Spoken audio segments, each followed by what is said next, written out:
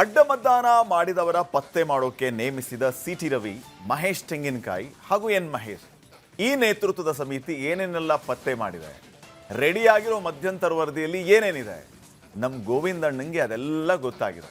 ಬೇರೆ ಯಾರಿಗೂ ಗೊತ್ತಾಗದ ಆ ವಿವರ ಗೋವಿಂದಣ್ಣನಿಂದ ಒಳನೋಟಕ್ಕೆ ಸಿಕ್ಕಿದೆ. ಯಾರು ಗೋವಿಂದಣ್ಣ? ಗುಸುಗುಸು ಗೋವಿಂದಣ್ಣ. ಸಿಕ್ಕಿರುವಂತಹ ವರದಿಯನ್ನು ಈ ಒಳನೋಟದಲ್ಲಿ ನೋಡ್ಕೊಂಬನ್ನಿ.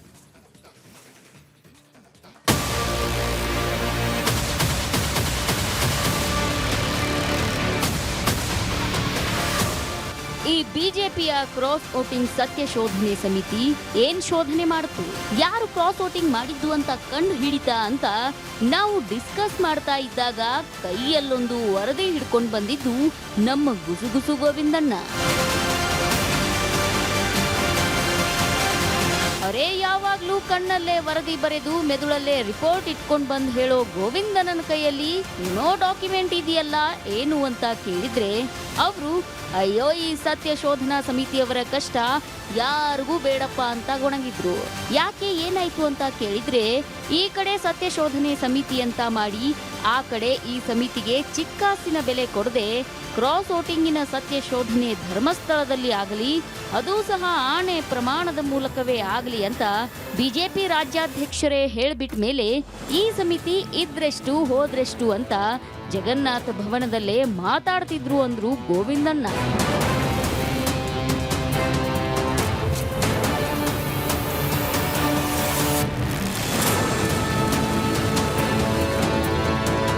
ಅಣ್ಣ, ಆಮೇಲೆ ಸಮಿತಿ ಏನ್ ಮಾಡ್ತು ಕೇಳಿದ್ರೆ ಅಯ್ಯೋ ರಾಜ್ಯಾಧ್ಯಕ್ಷರು ಹಿಂಗೆ ಹೇಳಿದ್ರು ಸಹ ಅದನ್ನ ಸಹಿಸಿಕೊಂಡ ಸತ್ಯ ಶೋಧನಾ ಸಮಿತಿ ಸದಸ್ಯರು ಆಯ್ತು ನಮ್ ಕೆಲಸ ನಾವು ಮಾಡೋಣ ಅಂತ ಯಾವ ಶಾಸಕರಿಗೆ ಫೋನ್ ಮಾಡಿದ್ರು ನಾನು ಪಕ್ಷನಿಷ್ಠ, ನನ್ನ ನಿಯತ್ತು ಸೂರ್ಯ ಚಂದ್ರರಷ್ಟೇ ಸ್ಪಷ್ಟ ಅಂತೆಲ್ಲ ಡೈಲಾಗ್ ಹೊಡಿತಿದಾರಂತೆ. ಆದ್ರೂ ಬಿಡದ ಸಮಿತಿಯ ಸದಸ್ಯರು ಹೆಂಗಾದ್ರೂ ಮಾಡಿ ಕಂಡು ಹಿಡಿಲೇಬೇಕು ಅಂತ ಕ್ರಾಸ್ ಎಕ್ಸಾಮಿನೇಷನ್ ಮಾಡೋಣ ಅಂತ ಇನ್ನೊಂದು ಮಾತು ಕೇಳಿದ್ರೆ ಇಲ್ಲೆಲ್ಲ ಯಾಕಣ್ಣ ಅಲ್ಲಿ ಧರ್ಮಸ್ಥಳದಲ್ಲಿ ಸಿಗೋಣ ಅಂತ ಹೇಳಿ ಫೋನ್ ಕಟ್ ಮಾಡ್ತಿದ್ದಾರೆ ಅಂದಿದ್ದು ಗೋವಿಂದಣ್ಣ. ಅದಕ್ಕೆ ಸತ್ಯ ಶೋಧನಾ ಸಮಿತಿಯವರಿಗೆ ಕನ್ಫ್ಯೂಸ್ ಆಗಿದೆಯಂತೆ. ಯಾವುದು ಸತ್ಯ, ಏನ್ ಶೋಧನೆ ಮಾಡೋದು, ಸತ್ಯ ಹೆಂಗ್ ಕಂಡು ಹಿಡಿಯೋದು ಗೊತ್ತಾಗದೆ ಸಮಿತಿಯ ಸದಸ್ಯರು ಕಡೆಗೊಂದು ಹರಕೆ ಹೊತ್ಕೊಂಡಿದ್ದಾರಂತೆ. ಅದೇನಪ್ಪಾ ಅಂದ್ರೆ ಯಾರಾದ್ರೂ ಒಬ್ರು ವಿಷಲ್ ಬ್ಲೋವರ್ ತರ ಸಿಟಿ ಹೊಡೆದು ಸತ್ಯ ಹೇಳಿದ್ರೆ ಯಾರ್ಯಾರು ಕ್ರಾಸ್ ವೋಟ್ ಮಾಡಿದ್ದು ಅಂತ ಹಂಗಾದ್ರೂ ಸತ್ಯ ಗೊತ್ತಾದ್ರೆ ಆಗ ಸತ್ಯ ಶೋಧನಾ ಸಮಿತಿ ವತಿಯಿಂದ ಕೊಳ್ಳೇಗಾಲಕ್ಕೆ ಹೋಗಿ ಮಹೇಶ್ ದೇವರಿಗೆ ತೆಂಗಿನಕಾಯಿ ಒಡೆದ್ ಬರ್ತೀವಿ ಅನ್ನೋದು ಆ ಹರಕೆ. ಅಲ್ಲಿಗೆ ಅಡ್ಡ ಮತದಾರರನ್ನ ಇನ್ನು ಆ ದೇವ್ರೇ ಕಂಡು ಹಿಡಿಬೇಕು ಅಂತ ಚಿಕ್ಕಮಗಳೂರಿನ ಬೆಟ್ಟದ ಮೇಲೂ ಮಾತಾಡ್ತಿದ್ದಾರಂತೆ.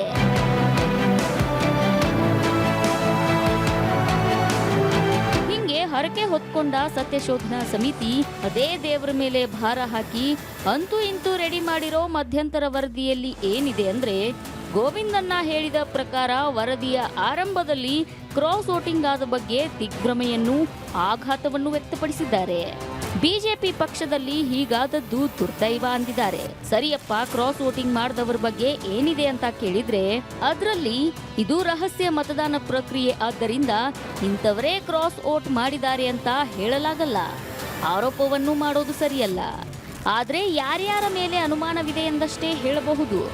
ಅವರನ್ನ ಮುಂದಿನ ದಿನಗಳಲ್ಲಿ ಅಬ್ಸರ್ವೇಷನ್ ನಲ್ಲಿ ಇಡಬಹುದು. ಆ ವಿವರವನ್ನ ಅಂತಿಮ ವರದಿಯಲ್ಲಿ ನೀಡಲಾಗುವುದು. ಸತ್ಯಾಸತ್ಯತೆಯನ್ನ ಕಾಲವೇ ನಿರ್ಣಯಿಸಲಿದೆ ಅಂತಷ್ಟೇ ಬರೆದಿರೋ ಮಧ್ಯಂತರ ವರದಿ ಮುಕ್ತಾಯವಾಗಿದೆ ಅಂದ್ರು ಗೋವಿಂದಣ್ಣ. ಅಲ್ಲಿಗೆ ಸತ್ಯ ಶೋಧನಾ ಸಮಿತಿಯ ಮಧ್ಯಂತರ ವರದಿ ಗುಡ್ಡ ಅಗೆದು ಇಲಿ ಹಿಡ್ದಂಗಾಗಿದೆ ಅನ್ನೋದು ಒಳನೋಟಕ್ಕೂ ಗ್ಯಾರಂಟಿಯಾಗಿದೆ. ರಿಪಬ್ಲಿಕ್ ಕನ್ನಡ, ಬೆಂಗಳೂರು.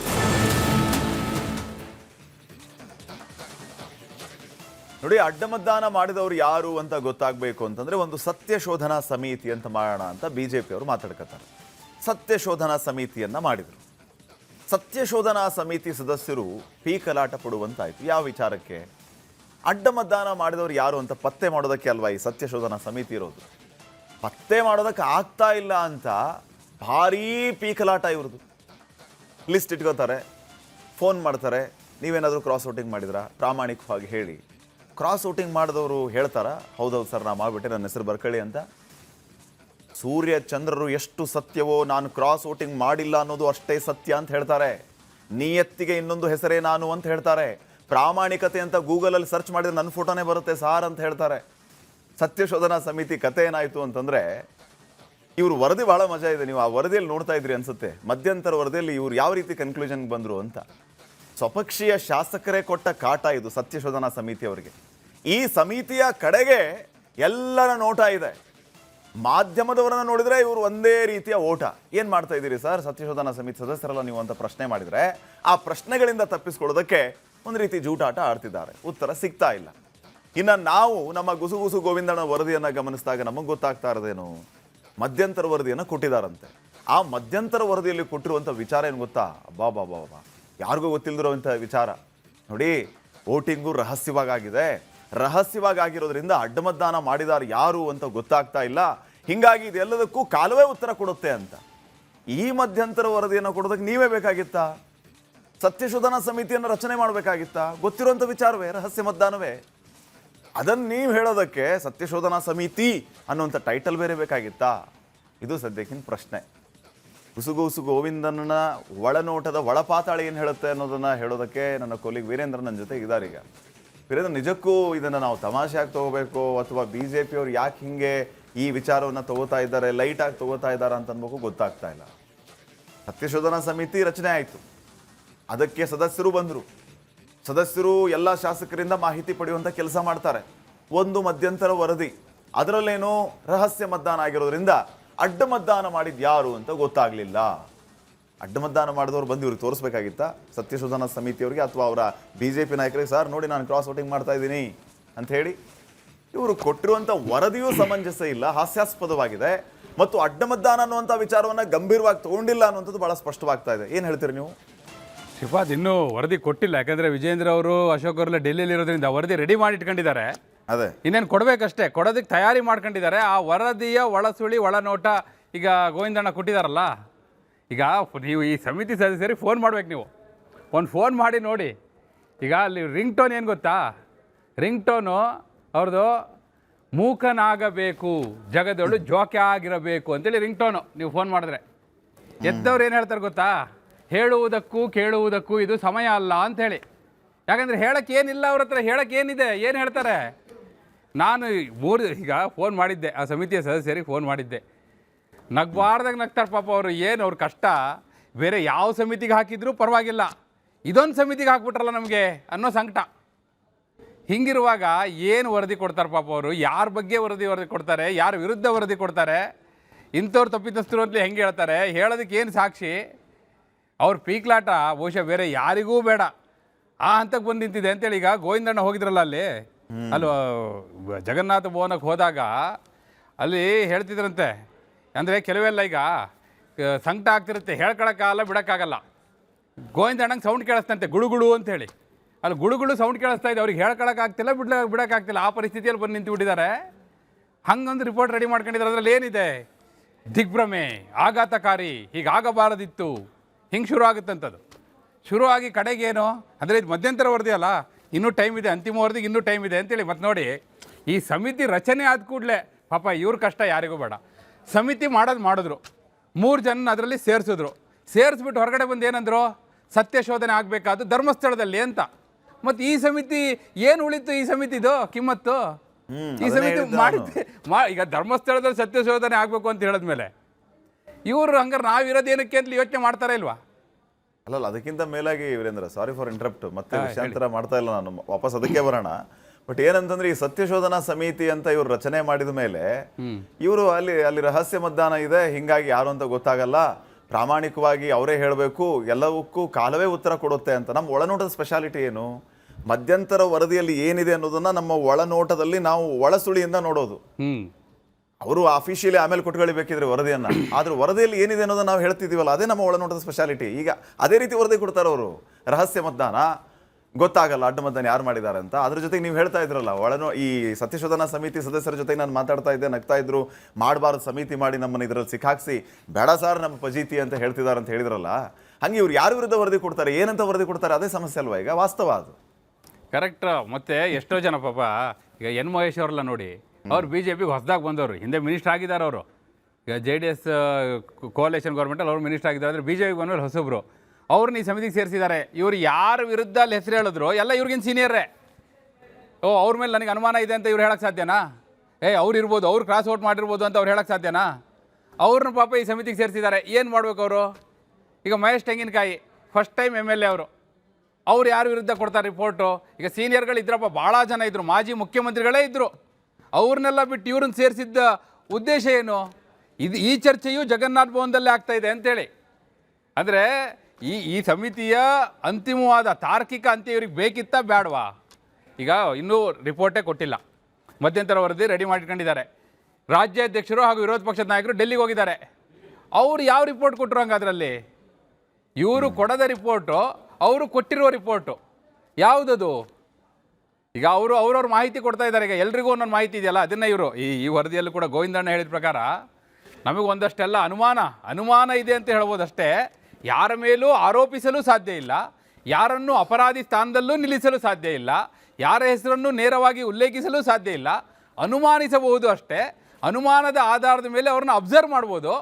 ಕೊನೆಗೆ ಉತ್ತರ ಹೇಳಬೇಕಾದ್ದು ಈಗ ಮುಖ್ಯಮಂತ್ರಿಗಳಾಗಿದ್ದಾರಲ್ಲ, ಅವ್ರು ಹೇಳ್ತಿದ್ರಲ್ಲ ಯಾವಾಗಲೂ ಕಾಲ ಉತ್ತರ ಕೊಡುತ್ತೆ ಅಂಥೇಳಿ. ಇವ್ರದ್ದು ಅದೇ ಅಂತಿಮವಾದ ಕನ್ಕ್ಲೂಷನ್ನು, ಕಾಲ ಉತ್ತರ ಕೊಡುತ್ತೆ, ಕಾಲ ನಿರ್ಣಯಿಸಲಿದೆ ಅನ್ನೋದು ಅಂತಿಮವಾದ ಕನ್ಕ್ಲೂಷನ್ ಅಂಥೇಳಿ ಗೋವಿಂದಣ್ಣ ಹೇಳಿದ್ದು.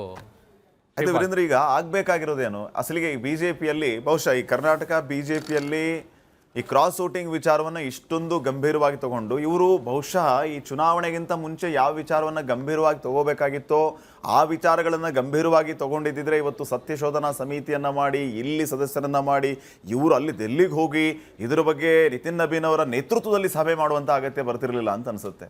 ಯಾವ ವಿಚಾರವನ್ನು ಗಂಭೀರವಾಗಿ ತಗೋಬೇಕು ಇವರು ತಗೊಳ್ಳಿಲ್ಲ. ಈಗ ಅಡ್ಡ ಮತದಾನ ಆಯ್ತು, ಇವ್ರ ಉದ್ದೇಶ ಏನು? ಆಯ್ತಪ್ಪ, ಅಡ್ಡ ಮತದಾನ ಮಾಡಿದ್ರು ಒಂದು 4 ಜನ ಸಿಕ್ಕಾಕೊಂಡ್ರು, ಮುಂದೇನು? ಈಗ ಅದು ಹೇಳ್ತೀನಿ, ಮುಂದೇನು ಅನ್ನೋದು ಹೇಳ್ತೀನಿ. ಅದಕ್ಕೂ ಮೊದಲು ನೀವು ಹೇಳಿದ್ರಲ್ಲ ಗಂಭೀರವಾಗಿ ತಗೊಂಡಿರಲಿಲ್ಲ ಅಂತಲಿ, ಅದಕ್ಕೊಂದು ವಿಧಾನಸೌಧ ಕಾರಿಡಾರಲ್ಲಿ ಒಂದು ಮಾಹಿತಿ ಸಿಕ್ತು. ಏನು ಗೊತ್ತಾ? ಅಲ್ಲಿ ಮೂಲಗಳು ಹೇಳ್ತಿರೋದು ಏನಂದ್ರೆ, ಅವತ್ತು ಈಗ ಯಾವತ್ತು ಕ್ರಾಸ್ ವೋಟಿಂಗ್ ಆಯ್ತಲ್ಲ, ವೋಟಿಂಗ್ ಎಲ್ಲ ಆಯ್ತಲ್ಲ, ಒಂದು ವಿಪ್ ಅಂತೇಳಿ ಕೊಡ್ಬೇಕು ಇವರು. ವಿಪ್ಪೇ ಕೊಟ್ಟಿರಲಿಲ್ಲ ಶಾಸಕರಿಗೆ. ಅನ್ಲೇ ಏನಾಗುತ್ತೆ ಬಿಡು, ಹೋಗುತ್ತೆ ಬಿಡು ಅಂತೇಳಿ. ನೋಡಿ, ಕಾಂಗ್ರೆಸ್ MLAಗಳೆಲ್ಲ ಅಲ್ಲೋಗಿ ರೆಸಾರ್ಟಲ್ಲಿ ಕೂತಿದ್ರು, JDS MLAಗಳೆಲ್ಲ ದೇವನಹಳ್ಳಿಯಲ್ಲಿ ರೆಸಾರ್ಟಲ್ಲಿ ಕೂತ್ಕೊಂಡಿದ್ರು. ಇವರೆಲ್ಲ ಎಲ್ಲಿ ಕೂತ್ಕೊಂಡಿದ್ರು ಅಂದರೆ ಕೇರ್ಲೆಸ್ ಆಗಿದ್ರು ಅಂತೇಳಿ. ಇದು ಒಂದು ವಿಪ್ಪೇ ಕೊಟ್ಟಿಲ್ಲ. ಕಡೆಗೆ ಏನು ಮಾಡಿದ್ರಂತೆ ಗೊತ್ತಾ? ಯಾವಾಗ ಡೆಲ್ಲಿಯಿಂದ ಫೋನ್ ಬಂತೋ, ಹೋಗಿ ವಿಪ್ ತಗೊಂಡು ಹೋಗಿ ಅವಾಗ ಹೋಗಿ MLAಗಳ ಹತ್ರ ಸೈನ್ ಹಾಕ್ಸಿದ್ರಂತೆ. ವಿಪ್ ಕೊಟ್ಟಿದ್ದೀವಿ ಅನ್ನೋ ಅರ್ಥದಲ್ಲಿ. ಇದು ವಿಧಾನಸೌಧ ಕಾರಿಡಾರಲ್ಲಿ ಅವತ್ತು ಯಾರು ಆ ಮತಗಟ್ಟೆ ಹತ್ರ ಓಡಾಡಿದ್ರಲ್ಲ, ಕಣ್ಣಾರೆ ನೋಡಿದ್ರಲ್ಲ, ಅವರದೇ ಮಾತು. ಹೀಗೆ ಇಷ್ಟರ ಮಟ್ಟಿಗೆ ಗಂಭೀರವಾಗಿರುವಾಗ ಈಗ 4 ಜನರ ಹೆಸರು ನೀವು ಹೇಳ್ದಂಗೆ, ಯಾರೋ 4 ಜನ, ಯಾರೋ ಹಾಸನ ಜಿಲ್ಲೆಯವರೋ ಅಥವಾ ಮೈಸೂರವರೋ ಇಲ್ಲ ಇಲ್ಲಿ ಬೆಂಗಳೂರವರೋ ಯಾರೋ 4 ಜನರ ಹೆಸರು ಹಾಕಿದ್ರು ಅಂತ ಅನ್ಕೊಳ್ಳಿ. ಹೆಸರು ಹಾಕ್ಬಿಟ್ಟು ಏನು ಮಾಡ್ತಾರೆ? ಅವ್ರನ್ನ ಉಚ್ಚಾಟನೆ ಮಾಡ್ತಾರೆ ಇವರು. ಆಮೇಲೆ ಉಚ್ಚಾಟನೆ ಮಾಡೋದಕ್ಕೆ ಮತ್ತು ಅದನ್ನು ಹೇಳ್ತಾಯಿದ್ರು, ಸಮಿತಿಯ ಒಬ್ಬರು ಸದಸ್ಯರು ಹೇಳ್ತಾಯಿದ್ರು, ಅಂದರೆ ಒಬ್ಬ ನಿರಪರಾಧಿಗೂ ಶಿಕ್ಷೆ ಆಗಬಾರ್ದು. ಅಪರಾಧಿಗಳು ತಪ್ಪಿಸ್ಕೋತಾರ ಇಲ್ಲ ಗೊತ್ತಿಲ್ಲ, ನಿರಪರಾಧಿಗೆ ಶಿಕ್ಷೆ ಆಗಬಾರ್ದಲ್ಲ. ಹಂಗಿರುವಾಗ ಯಾರು ಅಪರಾಧಿ ಯಾರು ನಿರಪರಾಧಿ ಹೇಳೋದು ಹೆಂಗೆ? ಇವೆಲ್ಲ ನಡೀತಾ ಇದೆ. ಹೀಗಾಗಿ ಯಾರ ಹೆಸರನ್ನು ಕೊಡದೆ ಸುಮ್ಮನೆ ಇರಲೂ ಆಗದೆ ಮಧ್ಯದಲ್ಲಿ ಸಿಕ್ಕಾಕೊಂಡಿರೋದಕ್ಕೆ ಪಾಪ ಅವ್ರಿಗೆ ಪೀಕ್ಲಾಟ ಅಂತೇಳಿ. ನಗಲಾರದೆ ಅಳಲಾರದೆ ಜೀವ ಅನ್ನೋಂಥ ಪರಿಸ್ಥಿತಿ. ನೆಕ್ಸ್ಟ್ ಇದೆ ರಿಂಗ್ ಟೋನ್ ಅವ್ರದ್ದು. ಶ್ರೀಪಾದ್ ಈಗ ಹೇಳಿದ್ರಲ್ಲ, ಕೇಳಿಸ್ಕೊಂಡಿರ್ತಾರೆ. ಈಗ ನೆಕ್ಸ್ಟ್ ರಿಂಗ್ ಟೋನ್ ಇದೆ, ಕೇಳಿಸ್ಬೋದು. ಓಕೆ ಫೈನ್ ವೀರೇಂದ್ರ, ವಾಪಸ್ ಬರ್ತೀನಿ. ಇವತ್ತಿನ ಒಳನೋಟದ ಟಾಪ್ ಸ್ಟೋರಿ ನಂಬರ್ 2 ಈಗ ನೋಡೋಣ. ನೋಡಿ, ಹೈಕಮಾಂಡ್ ಚಾಟಿ ಬೀಸೋದು ಗೊತ್ತು. ಹೈಕಮಾಂಡ್ಗೆ ಕೋಟಿ ಕೊಡ್ತಾರೆ ಅನ್ನೋದು ಅವರಿವರು ಕೇಳಿದ್ ಗೊತ್ತು. ಆದರೆ ಹೈಕಮಾಂಡ್ ಚೀಟಿ ಕೊಡುತ್ತೆ ಅನ್ನುವಂಥ ಸೀಕ್ರೆಟನ್ನು ಚೀಟಿ ಓಪನ್ ಮಾಡುವ ಮೂಲಕ ಓಪನ್ ಸೀಕ್ರೆಟ್ ಮಾಡಿದಂಗಿತ್ತು ಮುಖ್ಯಮಂತ್ರಿಗಳ ಮಾತು. ಆದರೆ ಸಂಪುಟದ ಚೀಟಿ ಕತೆ ಹೇಳಿದ CM ಹಿಂದೆ ತಾವೇ ಚೀಟಿ ಬರೆದ ಕಥೆಯನ್ನು ಮರೆತು ಬಿಟ್ಟಿದ್ದನ್ನು ನೆನಪಿಸಿದ್ದು ನಮ್ಮ ಗೋವಿಂದಣ್ಣ.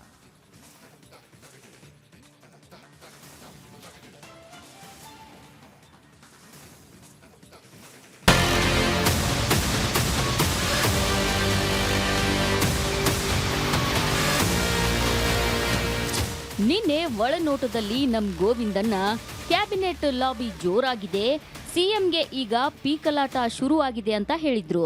ಹಿಂಗೆ ಗೋವಿಂದಣ್ಣ ಹೇಳಿದ ಮಾತನ್ನೇ ನೋಡಿ ಗಟ್ಟು ಹೊಡೆದಂತೆ ನಿನ್ನೆ ಸಂಜೆ ರಿಪೀಟ್ ಮಾಡ್ದಂಗಿತ್ತು ಸ್ವತಃ ಮುಖ್ಯಮಂತ್ರಿಗಳು.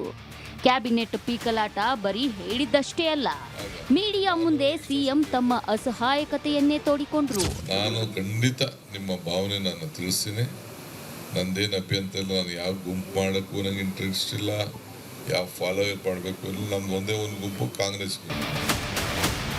ಡಿಕೆ ಶಿವಕುಮಾರ್ ಅವರು ಸಿಎಂ ಆಗೋ ಮೊದಲು ಶಾಸಕರಿಗೆ ಮಂತ್ರಿ ಮಾಡ್ತೀನಿ ಅಂತ ಕೊಟ್ಟ ಮಾತು ಇಸ್ಕೊಂಡೋರು ಈಗ ಇಕ್ಕಟ್ಟಿಗೆ ಸಿಲುಕಿಸಿದ್ದಾರೆ ಅಂತ ಗೋವಿಂದಣ್ಣ ಹೇಳಿದ್ರಲ್ಲ, ಅದೇ ಮಾತು ಹೇಳಿದ ಸಿಎಂ, ನಾವು ಲಕ್ಷ್ಮಣ ಸವದಿ ಅವರಿಗೆ ಮಾತು ಕೊಟ್ಟಿದ್ವಿ.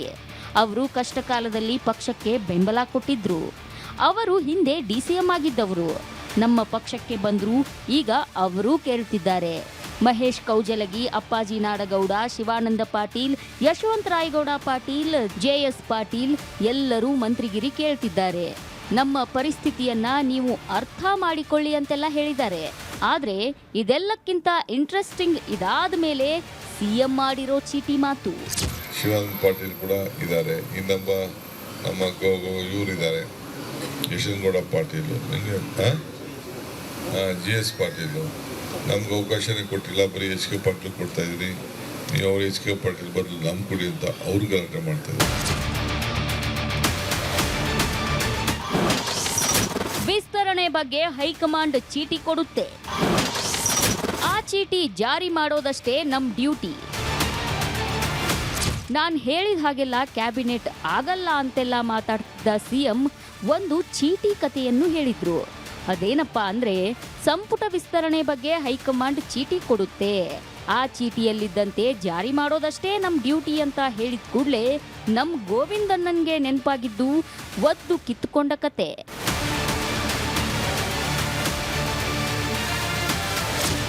ಈಗ ಸಿಎಂ ಈ ಚೀಟಿ ಕತೆ ಹೇಳ್ತಿದ್ದಂತೆ ನಮ್ಮ ಗೋವಿಂದಣ್ಣನ್ಗೆ ನೆನಪಾಗಿದ್ದು ಇದೇ DK ಸಾಹೇಬ್ರು ಹೇಳಿದ ಮತ್ತೊಂದು ಚೀಟಿ ಕತೆ.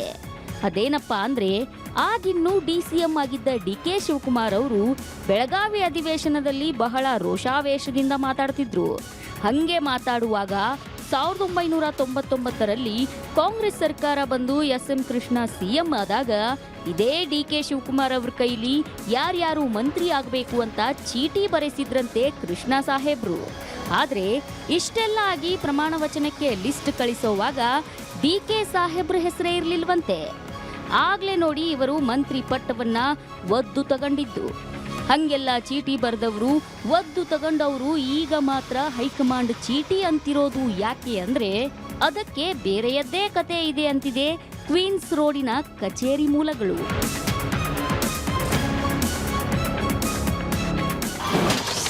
ಏನೇ ಮಾಡಿದ್ರೂ ಎಲ್ಲರಿಗೂ ಮಂತ್ರಿ ಸಿಗಲ್ಲ.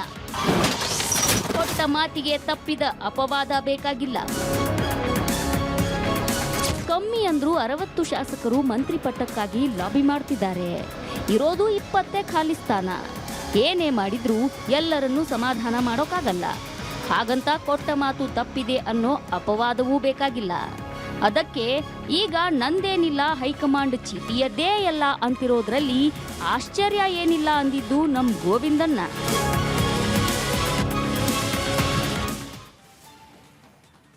DK ಶಿವಕುಮಾರ್ ಅವರು ಮುಖ್ಯಮಂತ್ರಿ ಆದ ನಂತರ ಒಂದೊಂದೇ ಟಾಸ್ಕು, ಒಂದೊಂದೇ ಚಾಲೆಂಜ್ಗಳು ಎದುರಾಗ್ತಾ ಇದೆ. ಹಾರ್ಡ್ಲಿ ಒಂದು 530ರಿಂದ 540 ದಿನ ಇರಬೇಕು ಇನ್ನು ಮುಖ್ಯಮಂತ್ರಿಗಳಾಗಿ ಇವರು ಮುಂದುವರಿಯುವಂಥ ಅವಧಿ. ಅಷ್ಟರಲ್ಲಿ ಒಂದೊಂದೇ ಸರಿಪಡಿಸೋದ್ರಷ್ಟೊತ್ತಿಗೆ ಇನ್ನೆಷ್ಟು ದಿನ ಉಳಿಯುತ್ತೋ ಗೊತ್ತಿಲ್ಲ. ಈಗ ಮುಖ್ಯವಾಗಿ ಸಚಿವ ಸಂಪುಟ ರಚನೆಯೇ CMಗೆ ಪೀಕಲಾಟ ಆಗಿದೆ. DK ಶಿವಕುಮಾರ್ ಅವರು ಮುಖ್ಯಮಂತ್ರಿಯಾಗಿ ಪ್ರಮಾಣ ವಚನ ಸ್ವೀಕಾರ ಮಾಡಿದಾಗಿಂದ ಈ ಕ್ಷಣದವರೆಗೂ ನಾವು ಇವರು ಪೀಕಲಾಟ ನೋಡ್ತಾ ಇದ್ದೀವಿ. ಇವ್ರ ಜೊತೆಗೆ 13 ಜನ ಶಾಸಕರು ಸಚಿವರಾಗಿ ಪ್ರಮಾಣ ವಚನ ತಗೊಂಡ್ರು. ಪೋರ್ಟ್ಫೋಲಿಯೋ ಬೇಗ ಅನೌನ್ಸ್ ಆಗಲಿಲ್ಲ. ಅದಕ್ಕೆ ದಿನಗಳನ್ನು ಕಳೆಯುವಂಥ ಸಮಯ ಆಯಿತು. ದೆಹಲಿಗೆ ಹೋದರು. ಆಮೇಲೆ ಫೈನಲಿ ಅನೌನ್ಸ್ಮೆಂಟ್ ಆಯಿತು. ಅನೌನ್ಸ್ಮೆಂಟ್ ಆದಮೇಲೆ ನಮಗೆ ಇದು ಬೇಕಾಗಿಲ್ಲ, ನೀವು ಕೊಟ್ಟ ಮಾತೇನು ಅಂತ ಪ್ರಶ್ನೆ ಮಾಡುವಂಥ ಕೆಲಸ ಆಯಿತು. ಈಗ ಮಂತ್ರಿ ಮಾಡ್ತೀನಿ ಅಂತ ಕೊಟ್ಟ ಮಾತಿದೆಯಲ್ಲ, ಅದೂ ಕೂಡ ಈಗ ಬೇರೆ ರೀತಿಯ ತಲೆನೋವಾಗಿದೆ CM ಸಾಹೇಬರಿಗೆ. ಸದ್ಯಕ್ಕೆ CMಗೆ ಈ ಲಾಬಿ ಒತ್ತಡದ ಕಾಟ ತಾಳೋದಕ್ಕಾಗ್ತಿಲ್ಲ. ಅದಕ್ಕೆ ಸದ್ಯಕ್ಕೆ CM, ಮಾಜಿ CM ದಿಲ್ಲಿ ಓಟ ಸದ್ಯಕ್ಕಿಲ್ಲ. ಅಸಲಿಗೆ ಬೇರೆಯದೇ ಇದೆ ಸಂಪುಟದ ಒಳನೋಟ. ಏನದು? ಇದೇ ಚೀಟಿ ವಿಚಾರ. DK ಶಿವಕುಮಾರ್ ಅವರು ನಿನ್ನೆ ಹೇಳ್ತಿದ್ರಲ್ಲ, ನಮ್ದೇನೂ ಇಲ್ಲ ರೀ ಇದರಲ್ಲಿ, ಹೈಕಮಾಂಡ್ ಒಂದು ಚೀಟಿ ಕೊಡುತ್ತೆ, ಆ ಚೀಟಿ ತಕ್ಕನಾಗಿ ನಾವು ಕೆಲಸ ಮಾಡೋದಷ್ಟೇ ಅಂತ ಹೇಳಿ. ಬಹುಶಃ ವೀರೇಂದ್ರ, DK ಶಿವಕುಮಾರ್ ಅವರು ಈ ಚೀಟಿ ವಿಚಾರವನ್ನು ಹೇಳಿದ್ದು ಭಾರಿ ಆಶ್ಚರ್ಯಕ್ಕೆ ಕಾರಣ ಆಗ್ತಾ ಇದೆ. ಜೊತೆಗೆ ರಾಜಕೀಯ ಪಂಡಿತರು ಜೊತೆಗೆ ಅವ್ರ ಸಹೋದ್ಯೋಗಿಗಳು ಈ ಚೀಟಿ ವಿಚಾರ ಅಂತ ಬಂದಾಗ ಸುಮ್ಮನೆ ನಕ್ಕು ಸುಮ್ಮನಾಗ್ಬಿಡ್ತಾರೋ ಏನಂತ ಹೇಳಿ. ಯಾಕಂದರೆ ಎಸ್ ಎಂ ಕೃಷ್ಣ ಅವರ ವಿಚಾರ ನೆನಪಾಗ್ತಾ ಇತ್ತು. ಎಸ್ ಎಂ ಕೃಷ್ಣ ಅವರು ಇವ್ರ ಕಡೆಯಿಂದನೇ ಚೀಟಿ ಬರೆಸ್ತಾರಂತೆ. ಡಿ ಕೆ ಯಾರ್ಯಾರನ್ನ ಮಂತ್ರಿ ಮಾಡಬೇಕು ಅಂತ ಬರೆಯಪ್ಪ ಒಂದು ಚೀಟಿ ತೊಗೊಂಡು ಹೆಸರನ್ನ ಅಂತ ಹೇಳಿ. ಇವರು ಚೀಟಿಲಿ ಹೆಸರು ಬರೆಯುವಾಗ ಆ ಚೀಟಿನ ಡೆಲ್ಲಿ ಕಳಿಸುವಾಗ ಆ ಚೀಟಿಯಲ್ಲಿ ಡಿ ಕೆ ಶಿವಕುಮಾರ್ ಅವ್ರ ಹೆಸರಿರಲಿಲ್ಲ ಅಂತ ಅವಾಗ ಒದ್ದು ಕಸ್ಕೊಂಡ್ರು ಅಧಿಕಾರನ ಅನ್ನುವಂಥ ಪ್ರಶ್ನೆ. ಅಂದರೆ ಚೀಟಿ ಅಂದ ತಕ್ಷಣ ಒದ್ದು ಕಸ್ಕೊಳ್ಳೋ ನೆನಪಾಗುತ್ತಾ ಅಂತ. ಈಗ ಬೇರೆಯವರು ಒದ್ದು ಕಸ್ಕೊಳ್ಳುವಂಥ ಸಂದರ್ಭ ಅಂತೂ ಇಲ್ಲ. ಅದನ್ನು ಆ ರೀತಿಯ ಪರಿಸ್ಥಿತಿ ಹೋಗೋವರೆಗೂ ಡಿ ಕೆ ಶಿವಕುಮಾರ್ ಖಂಡಿತವಾಗಿಯೂ ಬಿಡೋದಿಲ್ಲ. ಮಧ್ಯದಲ್ಲಿ ಸುಮ್ಮನೆ ಹೈಕಮಾಂಡ್ ಚೀಟಿ ಅಂತ ಹೇಳ್ತಿದ್ದಾರೆ.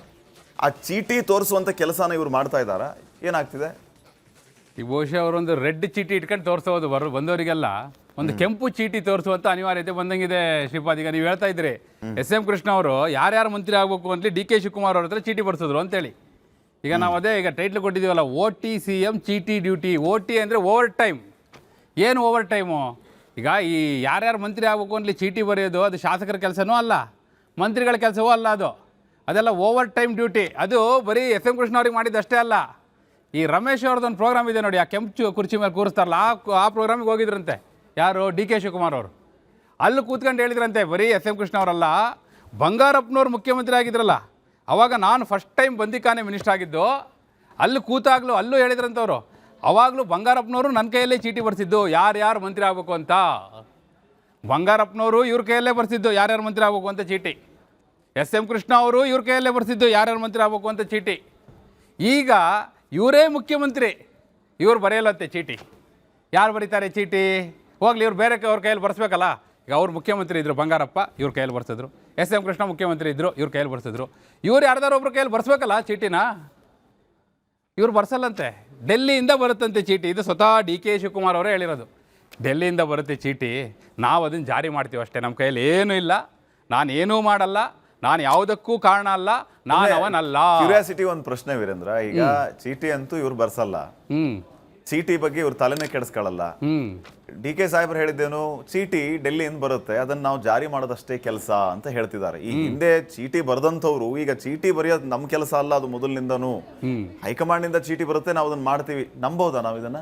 ಈಗ ಒಂದಿದೆ ಏನಂದ್ರೆ ಪೊಲಿಟಿಕ್ಸಲ್ಲಿ, ಅದು ಕಾಂಗ್ರೆಸ್ಸಲ್ಲಿ ಸ್ಪೆಷಲಿ ಅದೊಂದು ಲಕೋಟೆ ಸಂಸ್ಕೃತಿ ಅಂತಾರೆ. ಈಗ ಮುಖ್ಯಮಂತ್ರಿ ಯಾರಾಗಬೇಕು ಅಂತಲಿ ಡೆಲ್ಲಿಯಿಂದ ಒಂದು ಲಕೋಟೆ ಕಳಿಸ್ತಾರೆ. ಆ ಲಕೋಟೆಯಲ್ಲಿ ಹೆಸರಿರುತ್ತೆ, ಅವ್ರನ್ನ ಅನೌನ್ಸ್ ಮಾಡ್ತಾರೆ, ಹಂಗಾಗುತ್ತೆ ಅನ್ನೋದೆಲ್ಲ ಇತಿಹಾಸದಲ್ಲಿ ಆಗಿರೋದು ನಿಜ. ಆದರೆ ಮಂತ್ರಿಗಳದ್ದು ಇದೆಯಲ್ಲ, ಮಂತ್ರಿಗಳಾಗಬೇಕಿದ್ರೆ ಹೆಂಗಾಗುತ್ತೆ? ಈ ಕಾಂಗ್ರೆಸ್ಸಲ್ಲಿ ಈಗ ಹೆಂಗಾಗ್ತಿದೆ ಅಂದರೆ, ಹೋಗ್ತಾರೆ ಮುಖ್ಯಮಂತ್ರಿ ಆಗಿರೋರು ಹೋಗ್ತಾರೆ, ಜೊತೆಗೆ ಯಾರು KPC ಅಧ್ಯಕ್ಷರಿದ್ದಾರೆ ಅವ್ರು ಹೋಗ್ತಾರೆ. ಈಗ D K Shivakumar, BK Hariprasad ಅವ್ರ ಜೊತೆ ಸಿದ್ದರಾಮಯ್ಯನವರು ಹೋಗ್ತಾರೆ. ಅವಾಗ ಅಲ್ಲಿ ಕೂತು ಚರ್ಚೆ ಮಾಡಿ ಲಿಸ್ಟ್ ಮಾಡೋದು ಆ್ಯಕ್ಚುಲಿ ಹಿಂಗಾಗೋದು. ಆದರೆ ಯಾಕೆ ಡಿ ಕೆ ಶಿವಕುಮಾರ್ ಅವ್ರು ಹಿಂಗೆ ಹೇಳ್ತಿದ್ದಾರೆ ಕೇಳಿ. ಇದು ವಿಧಾನಸೌಧದ 3ನೇ ಮಹಡಿ ಮೂಲಗಳು ಹೇಳ್ತಾ ಇರೋ ಪ್ರಕಾರ, ಇಲ್ಲ ಏನು ಮಾಡಿದ್ರು ಈ ಸಮಾಧಾನ ಮಾಡೋಕ್ಕೆ ಸಾಧ್ಯನೇ ಇಲ್ಲ, ಅವರಿಗೆಲ್ಲ ಉತ್ತರ ಕೊಡೋಕ್ಕೆ ಆಗೋದೂ ಇಲ್ಲ, ಏನು ಮಾಡೋದು? ಇದು ಫಸ್ಟಿಗೆ ಒಂದು ಆ್ಯಂಟಿಸಿಪೇಟರಿ ಬೇಲ್ ತಗೊಂಡಂಗೆ. ಇಲ್ಲಪ್ಪ, ನಾನು ಅವತ್ತೇ ಹೇಳಿದ್ದೆ ಹೈಕಮಾಂಡಿಂದ ಚೀಟಿ ಬರುತ್ತೆ ಅಲ್ಲಿ, ಅಲ್ಲಿಂದ ಬಂದಿರೋದು, ನಂದೇನೂ ಇಲ್ಲ, ನಾನು ಹೇಳಿದ್ದೆ ನೀನೇ ಆಗಬೇಕು ಅಂತ ಹೇಳಿದ್ದೆ, ಯಾರು ಬಂದರೂ ಅವ್ರಿಗೆ ಹೇಳೋದು ಇಲ್ಲ ನೀನೇ ಆಗಬೇಕು ಅಂತ, ನಂದು ಇದ್ದಿದ್ದೇ ನಿನ್ನ ಹೆಸರು ಅಂಥೇಳಿ. ಅವರು ಹೌದು ಅಣ್ಣ ಹೇಳಿರ್ಬೋದು, ಪಾಪ ಹೈಕಮಾಂಡ್ ಮಾಡಿಲ್ಲ ಅಂದ್ಕೊಂಡು ಹೋಗ್ಬೇಕು ಅಂತ ಇವರ ನಿರೀಕ್ಷೆ.